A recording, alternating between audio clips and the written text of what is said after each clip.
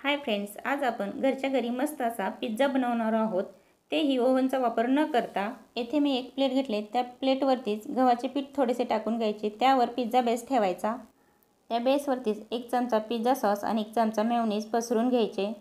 त्यावर उभा कट केलेला कांदा, उभा कट केलेला टोमॅटो आणि थोडीशी शिमला मिरची छान अशी पसरून घ्यायची। थोडेसे स्वीट कॉर्नही पसरून घ्यायचे, लहान मुलांना खूप आवडतात। तुमच्या आवडीनुसार भाज्या तुम्ही यात ॲड करू शकता। आता त्यावर चीज खिसून घ्यायचे। तुमच्या आवडीनुसार चीजचेही प्रमाण तुम्ही कमी जास्त करून घेऊ शकता। चीज थोडेसे जास्तच घालायचे, का तर लहान मुलांना खूप आवडते।